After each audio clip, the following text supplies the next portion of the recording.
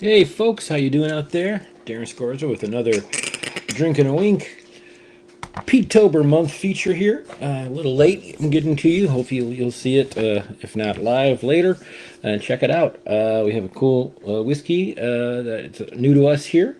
You might remember in last month when I was talking about blended Scotch. I wrapped up kind of a little early talking about our last one that we were talking about was the Compass Box Orchard House. This was a blended malt that was all fruit, full of fruit flavors. I mean, it's called Orchard House. You're going to kind of get the concept, right? As the bottle around here it is. So this was a nice, wonderful feature. You can see it's going low. Probably get another one. No, we will get another one because we like this a whole lot. We talked about this a little bit as being kind of one of our favorite blended scotches. It's a blended malt, meaning it's all single malt whiskeys in there. And we like the Compass Box Company because they tell us all about what they're putting and blending, and they're doing it artfully. But I mentioned that I was going to look for in my birthday booty. Does that sound right, Michelle? Birthday booty? No. Even coming from me. I talked about that we were going to try to look for one more there, and I ended up acquiring Compass Box's Peat Monster. So I'm kind of doing the best of both worlds here. I'm showing you the Peat Monster here from Compass Box. So we're kind of wrapping up our blended Scotch talk and talking about peated whiskey. All right, so that's kind of cool. I got my heavily peated whiskey shirt on that I had hanging above me before. You might remember that. Let's talk about the Peat Monster. So the Peat Monster is kind of like their, I don't want to say their core range, but if you're looking for, Compass Box has some just blended scotches on the bottom end, which is good. We like those. We've had them, and then kind of their bottom end in terms of, or I'd say, is their core range of blended malts is the Orchard House. Wait, that's this one, and the Peat Monster. Peat Monster has been around for a while. We also know that this initially was kind of created by John Glazer, which was the founder and the whiskey maker for this company. In recent times, this company has been sold to a London-based company, spirits company. John Glazer is no longer there, and somebody who was there kind of took over. And now, surprisingly, I'm going to write a comment right here. Not surprisingly, now recently, I should say, they have hired Angela D'Orazio as the director of whiskey making there. So it's a little bit of a different term. They don't fancy themselves as just a blender or an independent bottler. They do really think that they're kind of a whiskey maker. Sometimes you hear whiskey producer, and it's very cool. We're seeing trends along the way here that female representation in whiskey is slow, but it's happening, right, Michelle? I also heard just today that now they have Ardbeg has named a woman. I can't remember her name, but she's been there a while. She started just giving tours and moved up and up and up, and now she's at the top of the list in terms of master blender or master something, top of the something at the Ardbeg chain. So it's nice to hear. Heavily peated whiskey. The reason why I'm not showing the rest of this shirt is A, I'm a little big for it, and B, it says like bourbon but for men. But I'd like to say heavily peated whiskey, like bourbon, but for adults. People that know what they're doing. All right? Right, Michelle? Grown-ass people. Grown-ass people. I like that. Okay? Here's the other thing we're going to talk about this one. Peat Monster. I'll give you a little more information about it. Like its Orchard House counterpoint, it's 46%. Bottle at 46%. And this is another no-chill filter, natural color on that. So we don't get an age statement on there, but it's got to be something. It has that pale look that we really like, okay? Unless it's a really heavily sherried whiskey, that's what it's supposed to look like. It's not supposed to look like brown and maple syrup and caramel. That's what we want to see there. So that's the second thing of note is Michelle has had a little bit, like I mentioned, in terms of blended Scotch. For Michelle, the Orchard House is right up at the top of the list. All right, we like that one. It's really good. It's tasty. We love it. Okay. She did try this a little while ago, and just a little small sip when I bought it, and she liked it. So she's gonna have another sip, and off camera, or maybe she'll peek in here. I don't know. She'll see what we'll see what she thinks about this. Again, she likes certain peated whiskey, right, Michelle? But not all. Okay, if it's got a lot of tobacco and tar and kind of sooty notes, she's not a fan. But the peated ones that have a little bit of fruit added to it, or not fruit added to it, but the fruit flavors and that kind of grilled, from what I can understand, just kind of getting her notes on things, grilled fruits and that kind of stuff. She likes the Lagavulin 8 and even the Lagavulin 16.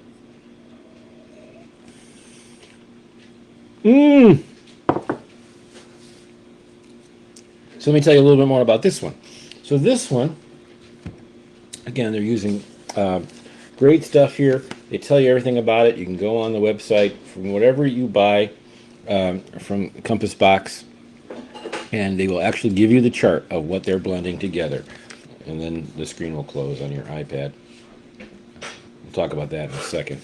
Let me take my glasses off here, even though I should be able to read this. This is a combination. The biggest batch of this is a Kalila Distillery 46% refill hogshead. Okay, that would mean that it was an ex-sherry cask. Okay, it's 46%.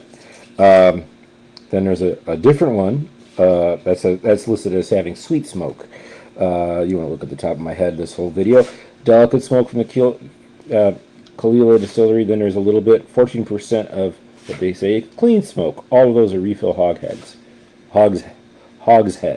So there's a lot of Kalila in here. This is about 65% Kalila, and then there is 35% from the Lafroig Distillery. Okay, also a little bit of sherry. Then there's this little hint, like Orchard House, of the Highland Malt blend. If you don't know what that is, they don't give us the brand. Custom French oak cask, heavy toasted blended malt, clove spice, and that is a wonderful combination. The taste on this is supreme. Nose, a little bit of peat smoke, not a lot of seaweed and stuff, more on the, yeah, there's a little bit of it in there. Let me get a big one.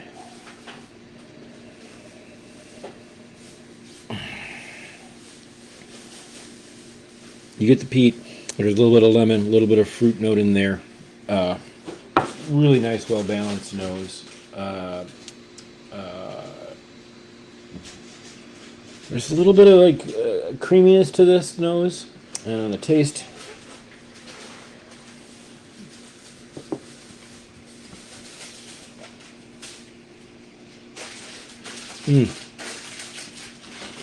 lemon, little citrus, vanilla. The barley sugars are there. First taste, not a lot of the peat notes. Then in the mid palate, it erupts with nice smoky flavors. Never gets too oceanic for me, or too punchy. Now that I know, I could definitely say this is very. I'm actually surprised with as much Kalila that's in here. And we talked about Kalila. That was the one that I did a couple days ago. You can go down and find that one. Check that out. Kalila again. It makes a single malt, but they also have been used in blends for years and years and years. Johnny Walker Black has it in there. But I'm surprised that little Kalila has a tendency to be a little bit more seaweed and briny, and I guess this Lafroig, there's a big chunk of Lafroig in there, and the fact that they're using sherry hogshead casks here is tapering that down a little bit, and we're just getting like a nice smoky essence here.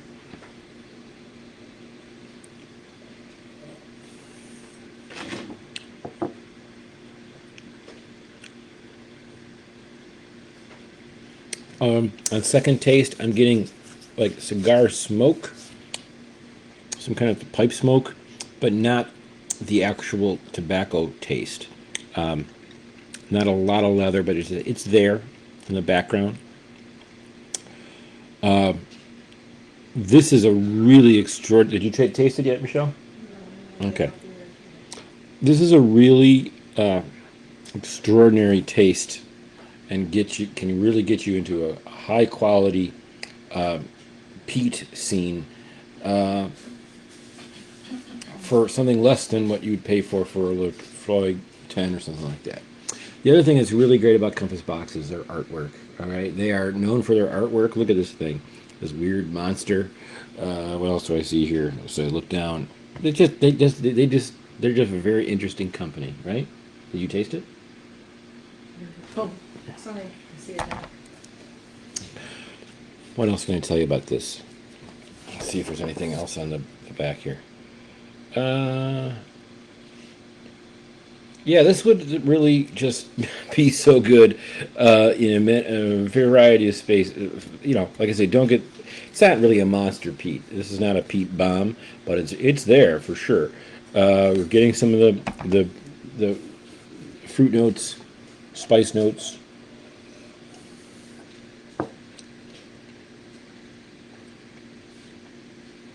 Nutmeg and clove.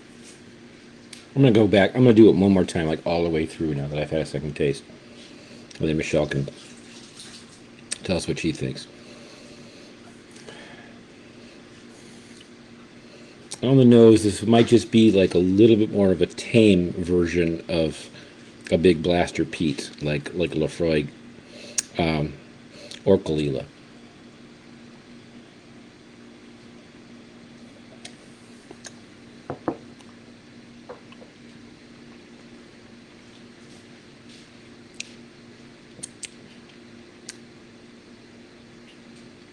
The tongue is, when it hits the tongue, very tangy.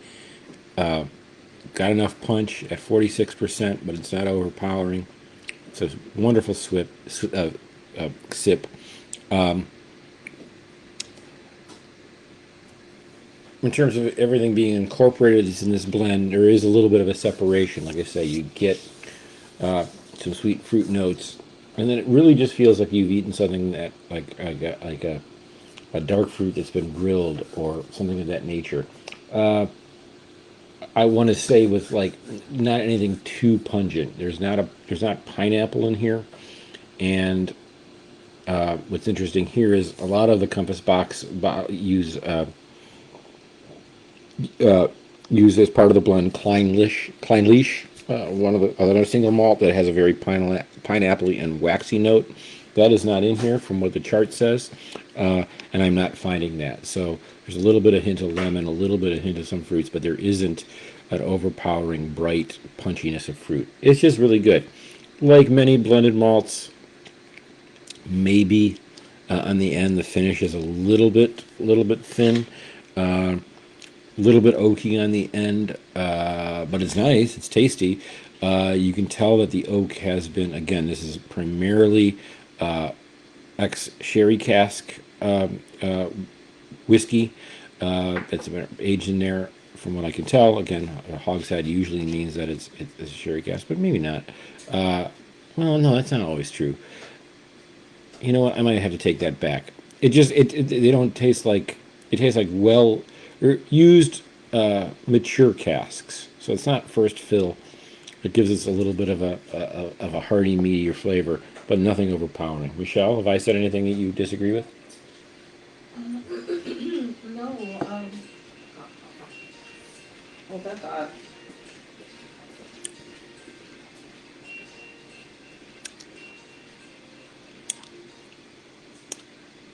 I feel as if this might be the peatiest of any whiskeys I've ever had before. Peatiest? Really? It, but meaning just the most I've tolerated, I think. Oh, okay. Where I've enjoyed it.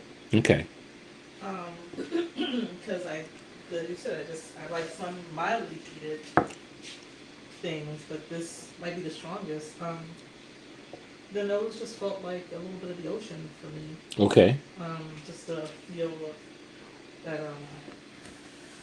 that crispness, and creaminess, Mm-hmm. and Yeah, I'm still sipping it. Okay. Yeah, there's apple notes in it for me. Apple notes, yeah. And I might also, I'm cooking up a salad right now and kind of eating regular vegetable kind of things, so a little bit of a vegetable This is, yeah, element. that's nice. I think that's all very clear. Like I said, don't uh, get scared off by the name. Here's my best idea. If you have not done peated whiskey yet, and that's what this whole month is about for me, is to get you to try one. Would this be a good starter place that you would think like if if you like don't really know what it's about, this would be a great place to start, in my opinion, right? For sure. Okay. Absolutely. Well, you got 2 votes for that. Here's the good news. Compass Box has not. Now it is again a blended malt, but keep in mind these are all single malts. This bottle could be priced right up with a single malt. Right now, this bottle in our area is retail at $60, and right now it's on sale. If I know in a certain big box store, I'll just say it, Binny's. I had it on sale. Single malt Scotch, it is all getting more and more expensive. I'd say if you have not tried a peated whiskey before and you're going to try this one, would be a great place to start. Perhaps some of the other ones that we know by name, like Lafroig or Ardbeg, maybe might be a little too much for you. And in that case, this blend is really geared for you. There you go. That also, big Pete heads that buy lame shirts like this will also enjoy this. And let's face it, nobody has more money now than they did a couple years ago. If you need a peated whiskey, this would be a wonderful place to go. I'm not going to compare it as to single malts that I would be like I'd rather have this. Possibly not, but this falls right into that nice that range. That not I'm not saying that it's light on the peat. It's just well done. There you go. I'm getting smoke. I got a little on my hands in the pour when I was pouring Michelle's, and the smell is pleasant without being like too annoying. I'll explain this one more time. Peated whiskey has been around forever. Lafroig, Ardbeg, Bowmore, Lagavulin. It's been around. It's been around. It's been around. Okay, and then I think in the last we started seeing this in the last 5 or 6 years, maybe more like 7 years. There was this sudden push to make really challenging whiskey, peated whiskey, for kind of the challenge whiskey drinkers, which means like instead of being kind of mellow and dare I say smooth and kind of refined and leathery and old, they decided a lot of the companies decided to put out a younger whiskey is pretty challenging, but interesting. You know what I mean? I don't know if it's the Malort effect or the bourbon at high proof effect, but one example of that is the Ardbeg 5. A lot of companies done this. Lafroig started putting out something with no age statement. They didn't really go with the young thing that just kind of rocked. Lagavulin put out an 8-year that is probably more a little bit weirder and a little more wild than their regular 16. Yeah, there were these challenging things that you could buy. Ardbeg at the time, Ardbeg Wee Beastie was the main one, but that has a real creosote note and real heavy note. If you want to experience the refinement, if that I think that's a word, right? Refinement, yeah, refinement of peated whiskey, and you want to do it a little bit cheaper, but not cheating on quality at all. Check out the Compass Box Peat Monster. It's not just me saying it; it's Michelle saying it. The other thing is, I remember the reason why I was so intrigued by this is that if you've ever watched the very entertaining Scotch Test Dummies, which is a YouTube channel with what's the guy's name? Wait, why am I forgetting the other guy? Scott? and Bart. No, it's not, I'm sorry that I forgot their name, but the Bart guy, very entertaining. Scotch Test Dummies. They do wonderful. They don't just review Scotch. I really like their thing because they're just kind of fun, but they know their stuff, right? Bart is the Peat head, okay, admitted. And when they had this, he I've never seen him more excited about a whiskey than this little lowly $50 to $60 bottle. There you go, Compass Box Peat Monster. That's great. Next one I'm going to do, I kind of got this one off quickly. Next one I'm going to do is going to involve a little more research, a little more information. I'm gonna plug it now because you'll want to check it out if you're interested in whiskey. Hopefully, I'll get that stuff done and I'll be able to set aside a little more time and do that maybe in a couple days. If not, maybe I'll do a shorter one like this where I don't have to research it. I'm just bringing you different whiskey. But my goal is the first of the ones that we have multiple bottles of, and the ones that are known, as the big Peat 3. I'm going to say, you might think differently, but we've got Lefroy, we've got Ardbeg, and we've got Lagavulin, and we have 2 or 3 bottles of the various bottles of each of those brands. And I want to bring those to you with a little more information. The Lefroy one is going to be on my deck first, so that's what's coming soon. Other than that, set your compasses. You don't set a compass, but coordinates. Set your coordinates to the Compass Box Company. Check them out. Really cool stuff. Really nice artwork, really nice presentation. I'm not always blown away by that, but when it's creative for being kind of weird and iconoclastic, I love it. All right, if it's just trying to be flashy and strange, that's different. But high quality stuff here. Check it out. Like I said, we got a batch number on a bottle of blended Scotch whiskey. They tell you everything that's in there. They give you all the information that you need here. Really like it. It's a fascinating company, and in these trying times, in this economy, I'm trying to give you some things you can also wrap your wallet around as well as your mind. This is great. This would be. What do you think, Michelle?